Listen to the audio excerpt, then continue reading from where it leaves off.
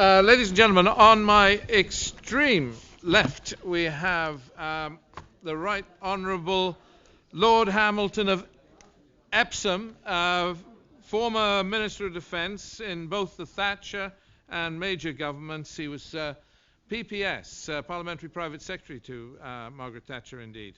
It's an honour to have Lord Hamilton with us.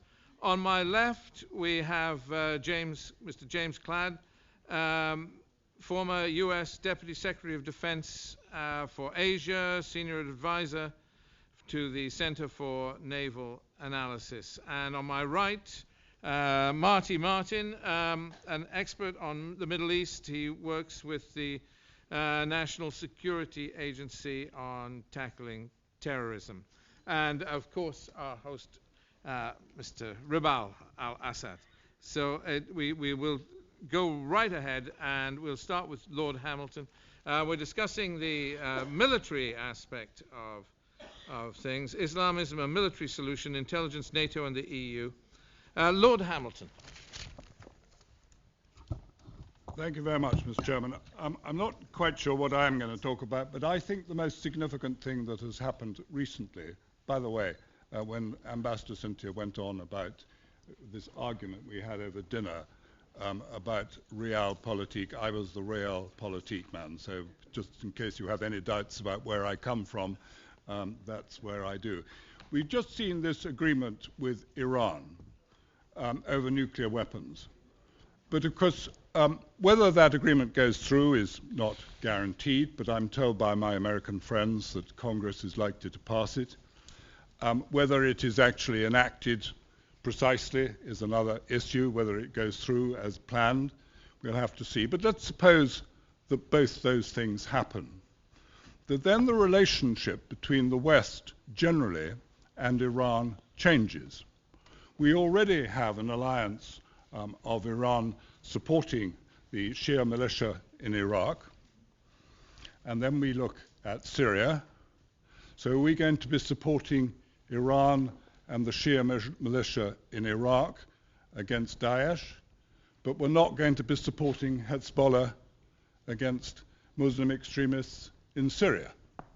Sounds somewhat illogical to me to support one and not the other. So I think we're moving into a question where the dynamic is all now changing, and we might well see that this alliance with Iran actually grows, starting with the agreement to dismember the nuclear capability, but moving into other areas as well, where there's a view of the West, and this is where realpolitik comes in. We do not want to see an extremist Muslim state created in Iraq and Syria, which will then threaten our citizens in Western Europe.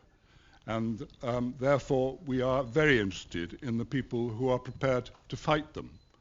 And it seems that the Shia militia are prepared to fight them with a lot more enthusiasm than the Iraqi army, and in which case it seems to me to be infinitely sensible to support those people who are prepared to fight your enemies, who are threatening your future. And therefore, it seems to me that this relationship with Iran might well develop as we go along, and that may change the whole outcome of what happens in both Syria and Iraq. Thank you. Well, powerfully said. Your enemy's enemy is your friend. Correct. Lord Hamilton, thank you. Well, now then, on we go. And James. I very much agree with Lord Hamilton that we're at a juncture where we're probably going to be very belatedly injecting some balance into that region by an effort that will take too long, as it already has, to normalize with the Iranians, but will give us more leverage and freedom of maneuver. I think it's welcome. I think it augments our chances and our position out there. It doesn't mean we give away the farm, but it does mean that that's the emerging world. So I'm very much in emphatic agreement with Lord Hamilton. I want to speak a little bit about thoughts that emerged as I was walking down Pall Mall Coleman grabbed me and said I'd be on this panel. I'm delighted to be and to speak a little bit to this question of the military response to extremist behavior. I want to speak a little bit about what I call a sort of American fetish with long-distance power, the way in which this played into American habits after 9/11, the global war on terror, who remembers that one? It became an acronym within the bureaucracy, GWAT, which I always thought was a terrible acronym, a militarized response, and then it gave within the bureaucracy a sense that, well, if it's not military, what's the non-military response? And attention too quickly went in the direction of foreign aid, finding new ways to dress up old AID projects, describe them as democracy ventures, and all the rest of it. Or even worse, it became public relations with rather nice pictures of middle-class people who happened to be Muslims living in suburban Chicago, driving 2 cars. I mean, it was preposterous. But that was pretty much the way it happened. And in very important ways, very little moved on from there. The response to what happened in 9/11 and what's been happening more recently in the way that a smallish group, not even remotely within range of being as dangerous as our adversaries were during the Cold War, has absolutely set the American media on fire. And again, the response from people like Senator McCain and all the rest of it is to go ahead and make the rocks bounce yet again with the kinetic response, as it's sometimes called. The problems with the military response are what they were in 2003 when I was out there at the very beginning and I finished a book on Anglo-American occupation in the first month, where we actually had a chance of getting out of there with a C-. And that is, it's known in the bureaucracy as phase 4. That's what you do after you've shot your way in, and then you have to kind of look after what mess you've created. And then, of course, the big problem was and will always be ignorance, because it's very hard to work out what was going on, and whatever we think we might do to better prepare next time, believe me, it'll be the same circus that it would be and it was in the past. Also, the U.S. military became a target for asymmetrical warfare. People on the street who didn't know very much about what they were doing, and so it was comparatively easy for our adversaries to ratchet the thing up. There was no metric about what involved winning. The only metric about winning was taking a city, which was done very handily, and then what? But one thing that is overlooked, and I challenge you all to try to find the word punitive in the war that followed the attacks on September 11th, because it was well understood around the world that what we were doing was having a punitive war, rather belatedly, given what had happened with the USS Cole and with the embassies in East Africa. A punitive response, and it was remarkable how much leverage we had at that time. Military response, in my experience, and I've had to be involved with some direct responses that were military and kinetic, is I think that very sparingly to be used, never to be talked about, and there are moments when it's entirely required, but it's entirely required in the context of clarity of response and also clarity of purpose. And I think that in some ways the United States is really at sea now as we struggle with yet another iteration of the consequential problems which followed the effort in 2003 to replace a type of dominance in Iraq with a group of people who hadn't really collectively and in historical terms had power for about a millennium. So I'll stop there. I think, by the way, there is an authentic Islamic narrative, and I think it can be found more recently than in Andalusia or in Spain, and I think that that is something that we found at the beginning of the last century in Cairo, Al-Azhar, the modernist movement. There are and remain extraordinarily important incidents of people doing fine work in broad cultural terms, and just by way of saying they're Muslims, but they don't think of the effort that way. So I'll stop there. Thank you for the chance to speak to you today. Happy to take some questions. And Marty. I'll try to make this as quick and as painless as possible. For those listening, you'll quickly be able to tell that I may have a little bit of trouble with English. I'm from Louisiana. If you need an interpretation, Ribal can help me out here a little bit and translate for you. And also, the second point would be any expert in the Middle East. I'm a little hesitant about that because anybody can look at the Middle East today and realize there's no one expert. All it is a misadventure. But I did have a good time for 30 years out in the Middle East. I do have a bit of understanding of their cultures and the people, and I have a profound respect for the various cultures. The topic, of course, is NATO military intelligence.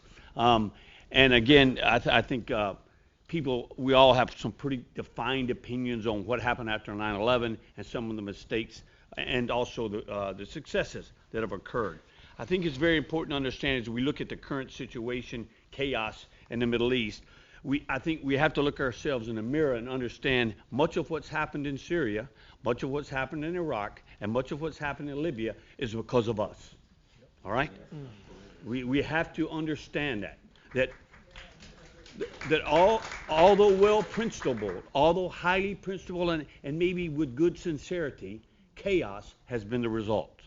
And the problems that existed with radical Islam before have now been exacerbated into a regional and Shia, Sunni, realpolitik. It's jumbled up. And so I think because of that, now I'll make this as quick as possible, we have to be very contemplative before we start trying to force our values into a culture that they have their own destiny, they have their own culture. It's like working out. You can stretch the muscles, right? And you can talk to our friends, you can use different pressure. But the minute you put a brute military force, or even outside let's say the nations of the world vote you off the island, that's still a problem because you still own your island. So if you tear that fabric, that culture, which has happened in Iraq, it's now happened in Syria, now there's no good options. It's going to be painful for all, and unfortunately there'll be a lot of innocent lives lost in this process. On the topic of extremism, there's no one solution on this. The military solution is not going to be the solution. I would say, though, the community of nations needs to understand that Islamic extremism is a threat. And we have to share intelligence. Intelligence is very important to save innocent lives. However, the intelligence and military solution is not the panacea. It's not the one drug that's going to make you well. I think socially that we have to understand our youth, as the gentleman mentioned earlier. All teenagers are vulnerable. And one time I was at a conference like this, and someone asked me to explain about what makes an 18, 19-year-old boy strap on a bomb. And I scratched my head and I thought about it, and I said, look, I can go on for 45 minutes of the Islamic interpretation, but I'm going to be a little rude, and I'm going to break it down for you where you kind of understand. If you're a 19-year-old boy or 18-year-old boy, what's the one thing in the world you want to do? Okay? You think about this. But if you're sitting with your 27 best relatives in a concrete hut in Gaza, and you have no hope of getting married or no hope of what any 18-year-old boy wants to do, no job, no education, and suddenly a wise, respected, bearded fellow, not that anything's wrong with bearded fellows, walks up and says, listen, little brother, can I make you famous? I'd like to make you famous, and I'll give you everything you ever need of what you want as an 18-year-old boy. Unfortunately, I'm simplifying this, but that's what happens to our youth. Whether you're in France and you're disenfranchised, or you're here in London, or you're in the US, and young kids are trying to seek this identity. I do think we have to be very careful when we talk about Islamic extremism to understand it is a minority of Islam. And we have to share that, and we have to watch the hate mongers. You know, people are surprised when I say this, because if you know my background, you know I'm a little more tactical, on the ground, involved with the bad guys. However, I tell people, look, you can't kill everyone. Okay? We have to have a tolerance, and we have to join our Arab friends, and we have to get the communities involved to help outreach to show that Islam has been hijacked.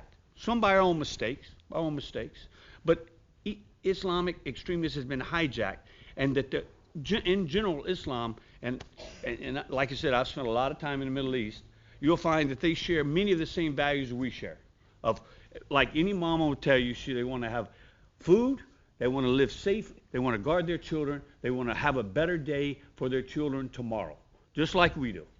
And so we just got to be very careful on this Islamic extremism thing that we don't turn it into a hate-mongering sort of, this is all very intelligent people in here, we all understand that. But we have to make sure that in our media and our outreach that we also put the focus on this is a bastardized element of Islam that we basically empowered by making these circumstances on the ground advantageous to them. So anyway, I'll throw that out there a little bit as grenades, and thank you very much. Thank you. Yes, thank you very much indeed. Ribal, would you like to come in? I think it's better. Straight to, we'll take 3 or 4 questions, and then we'll come back to the panel. We'll take the questions all in one lot, because this is going to be a lightning panel. So, gentlemen, who's going to... Well, Potkin at the back, then... you, sir, because you haven't asked your question. Yes. Lord Hamilton, I'm often in agreement with you. No, do everybody introduce themselves? Sorry, I thought you introduced me. I know who you are, but there you go. Potkin Azama. I work with the media and contributor to Iran-related news, etc. Lord Hamilton, I often agree with you, but on this occasion, I beg to challenge you. Not so much because I disagree with you on the question of realpolitik, but I just want to sort of update you with some facts. One day after the joint statement between Iran and the 5+1, at the Friday prayer, the faithful were asked to chant death to the US. So I don't think any change of behaviour is part of this, whether we're going to see an agreement or not. There's only one thing that Iran wants out of these negotiations, and it's not negotiating about anything else. It's not negotiating about its behaviour, and that is to have the sanctions lifted, to give itself a lifeline. It has no interest in becoming your allies, or it's no interest in becoming your friends. And with regards to the Shia militia, I don't know if you're aware, but the Iran alliance with the Shia militia in taking over Tikrit was a disaster. Here was a force of 30,000 that couldn't take on 1,000 in Tikrit. And at the end, they had to back away, with the Iraqi government asking the Americans to do the bombing and so that they could free Tikrit. So I think on those factual things, I disagree with you, if I may. Okay, we'll take a couple more questions to come back to the panel. Yes, sir. Yeah, my name is Tolly Quina. I'm a humble artist. I don't know nothing about politics. All I want to know really, when are the world leaders are going to wake up before the whole humanity vanishes? We've got advanced weapons. We've got things that God help us.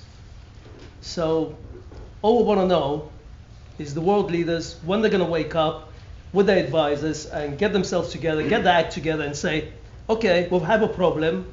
This problem is going to escalate. What are we going to do about this? That's it. Yes, my friend, Charles. Thank you. Charles Bennett, Director, European Atlantic Group. I tend to agree that it's premature to regard the Iranians as our new friends. I also have to think that our long, rather sycophantic and hypocritical relation with Saudi Arabia does need examining. I also think that the US is probably unwise to be backing the Saudi-led alliance against the Houthis in Yemen, which is a complex situation even in terms of modern history. Even the Pakistanis, who are inevitably somewhat in the Saudi pockets, are rather trying to hang back, though the Saudis are trying to drag them in.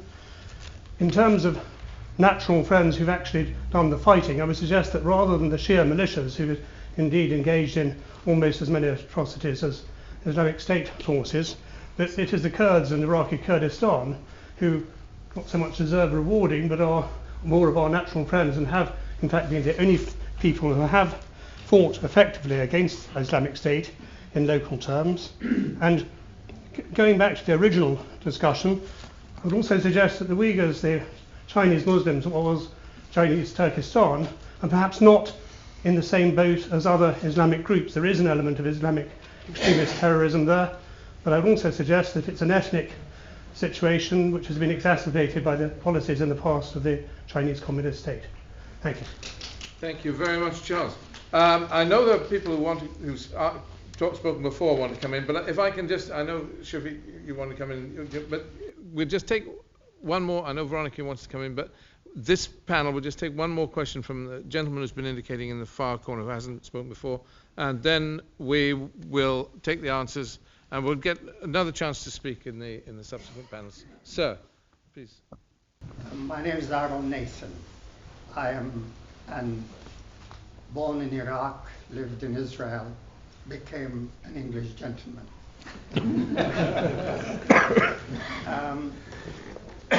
You all talk about Islam, apart from Ribal, and you don't know anything about it.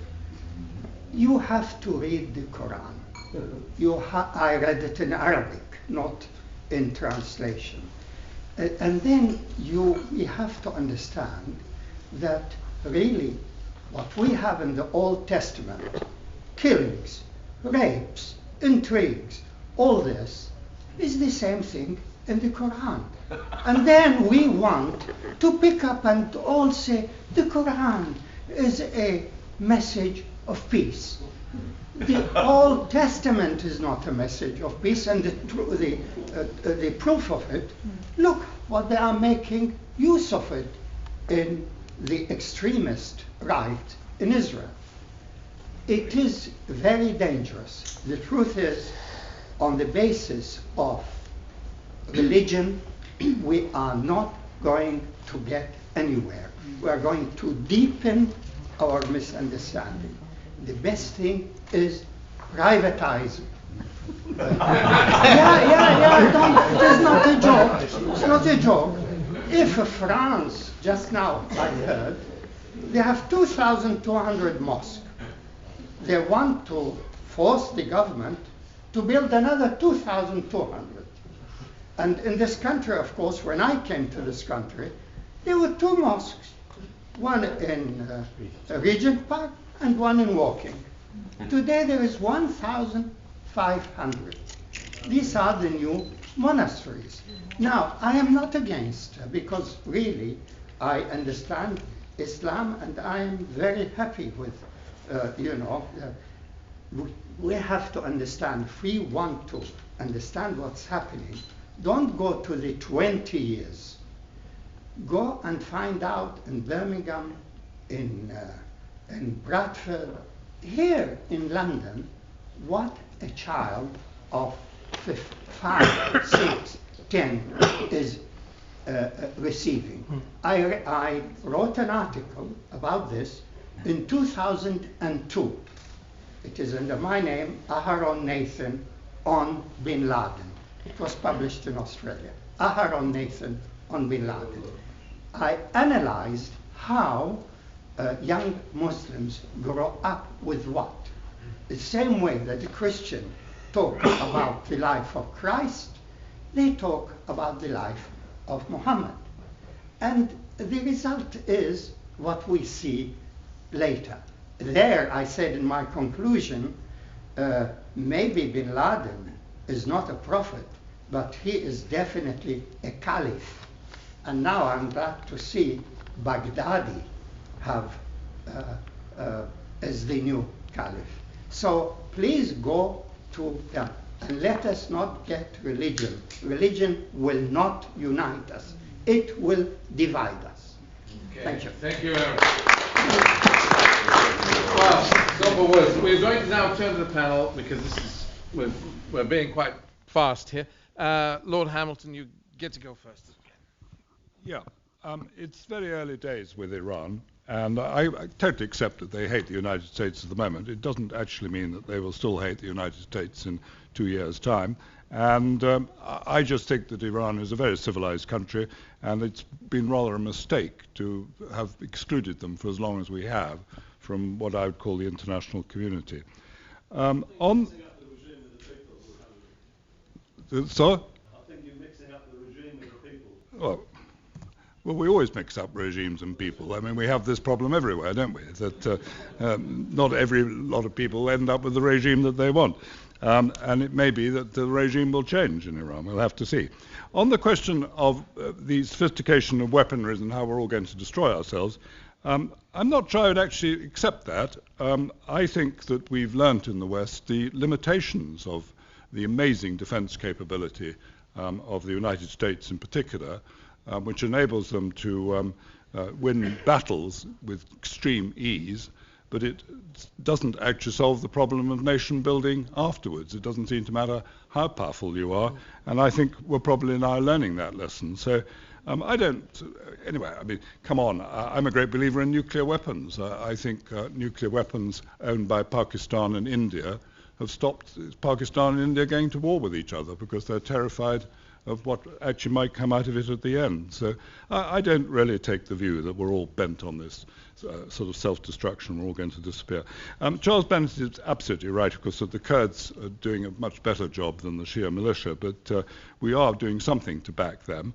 And I just think it's a good idea if Iran comes in behind the Shia militia. And I notice nobody's taken up my point that if we are going to support the Shia militia in Iraq, what are we going to do with Hezbollah in Syria?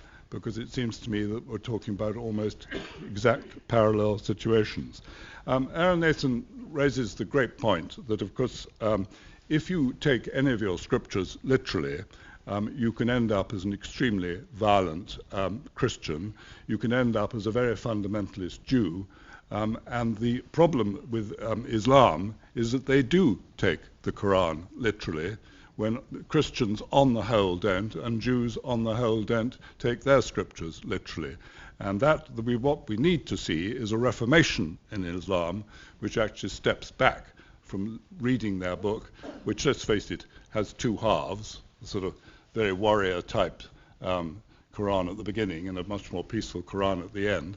And so you can take anything you like out of it. And if you're going to treat that book literally, then there's a problem, and there's got to be a reformation in Islam in the same way there has been in Christianity.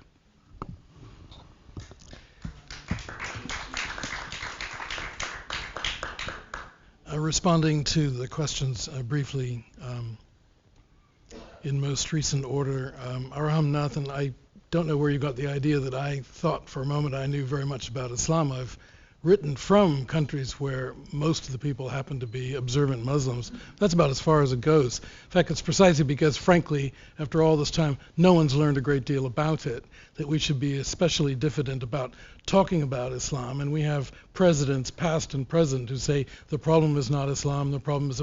And the more we get into that thicket, the more idiotic we seem.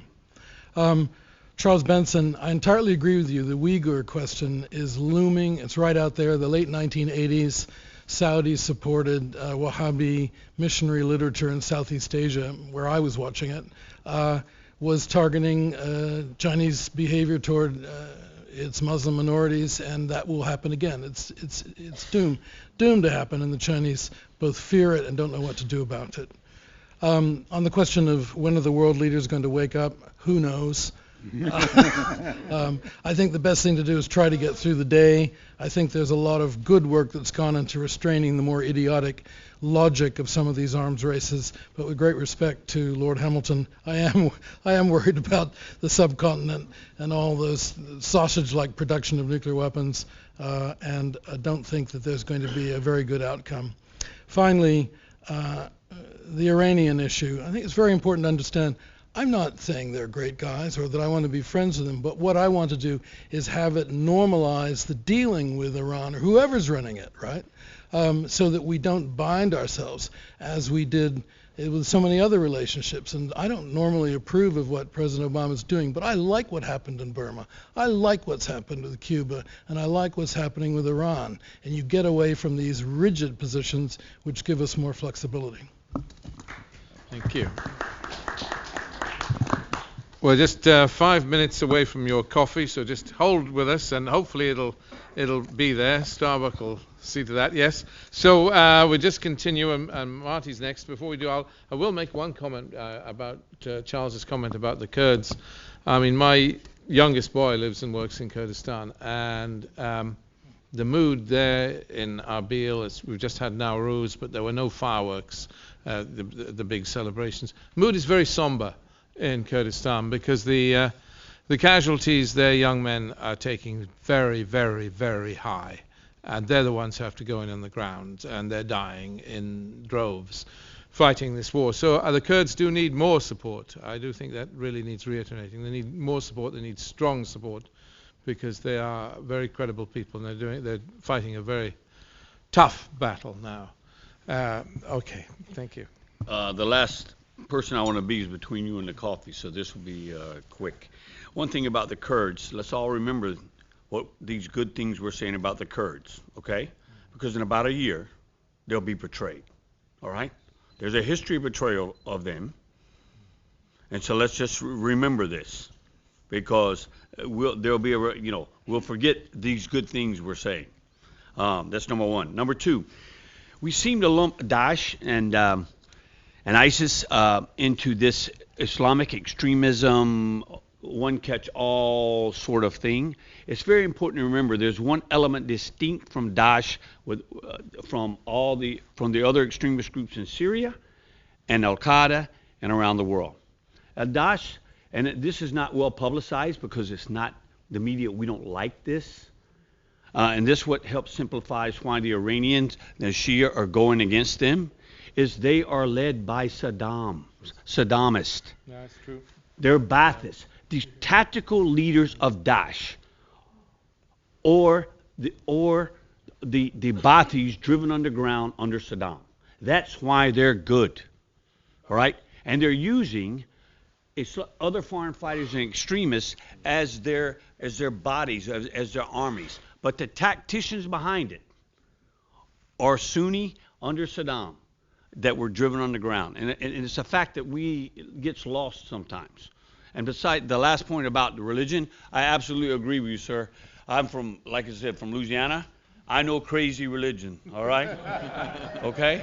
I know snakes and you can, and anytime, and I will be honest with you, and I've always been, whether you're a Baptist or a Catholic or a Muslim, when a guy looks at you and says, God told me to do this, that's a problem. All right? Thank you very much.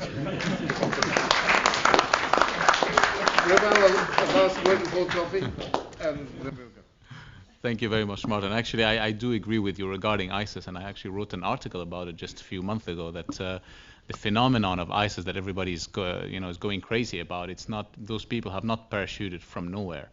And the ease at which they were able to take over Mosul and all these huge areas in both Syria and Iraq, it couldn't have been those 10,000 or 15 or 20,000 soldiers driving away the Iraqi army. I mean, yes, the Iraqi army are weak, but not that weak. To not 900,000 people, not going to run away from 15,000 people. So this is again one of the mistakes I think the United States did in Iraq, is when they went in and it was they went through de-Baathification, sending the army home, and this has sent hundreds of thousands of young people in the military and in the Baath Party home who found themselves without the jobs. And this is what I always said in the Arab world. Unfortunately, people don't know exactly what democracy means. So those people, the government that came into power, who are, they happen to be Shias because they were persecuted under Saddam Hussein. They are not sectarian, but they perceive those people as they were the people in power, and they have to take revenge against them. So anyone who's a former Baathist would not find a job in Iraq. So those people found themselves without a stake in the new Iraq, and they had. They were easily, played, by people such as, Izzat Duri and other, officers who had left to Syria and were hiding in Syria for many years. And they thought that it was a good time for them when they saw all this money coming in, for all those extremist groups, all this propaganda, this TV that, inciting hatred against Shias and Alawites and other minorities. They said it was a perfect time for them to create ISIS. To create ISIS, why? It was to to tell the West, look at this monster. Look at this monster that's taken, over Iraq and Syria. Look at all those foreigners that they're killing. If you look at all the videos they put online, it's always a foreigner, a British or German, cutting someone's head off. Because they want to tell them, look at what you have. You want to get rid of these people, we can do it, and we can do it for you, but you have to come and talk to us. You have to partner, partner with us. And we have created a new name for ourselves. We're not anymore the Baath Party. Now we are called, we are the Sufis, the new Naqshbandi, a Sufi party, which is, we're the moderate Muslims. We will kill those people for you, Unfortunately, I think it's going to be very difficult for the US after so many years of fighting the Baath Party. Now we're going back to talk to them, and they are our new allies. But I still don't put anything aside. I mean, we have seen the Taliban now opening an office in Qatar, so we might have a new, there might be, a new office for Izzat Duri and his people in Qatar also to start with, and to normalize relations with him. So unfortunately, as sad as it is, I think that yes, those people were left outside. Those people have to be brought in.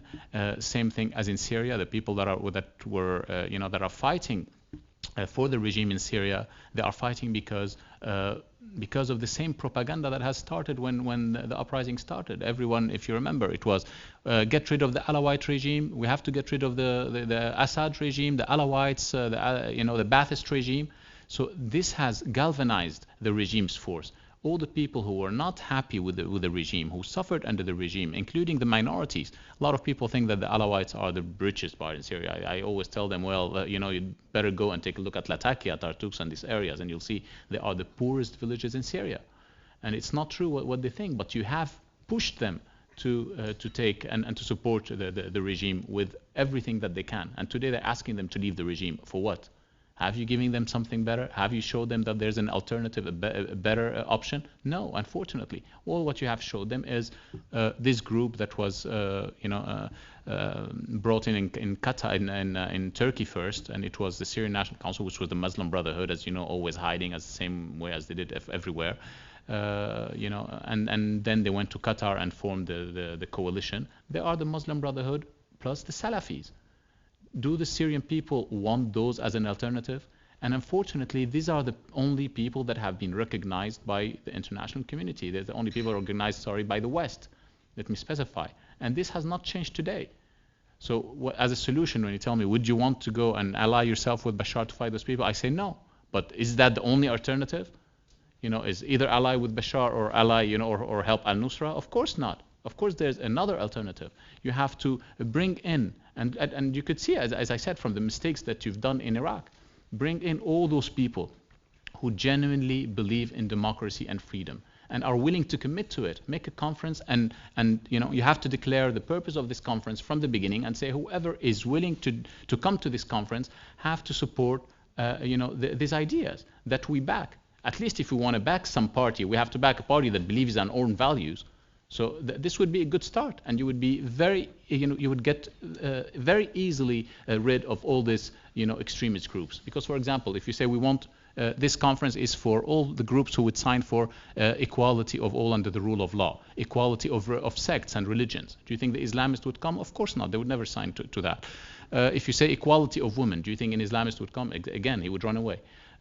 So all those things, I think, would, this is the best option that we have, and this is the easiest option, and which until now, even though I've been to the European Parliament, to the British Parliament, to every parliament, and nobody has been willing to take that step. They are still stuck with the idea it's Russia, China, and whatever, they are with the regime, and the others are with this, Islamist opposition, and they continue on bringing them to Geneva 2, 1, 3, 4, and they're going to continue with the same. It's never going to lead to nowhere. Thank you very much. Thank you. Well, thank you to the panel, and thank you all for listening so attentively. We will have another panel shortly, but take a break for coffee, and it's waiting for you now. And take your chance. Thank you all.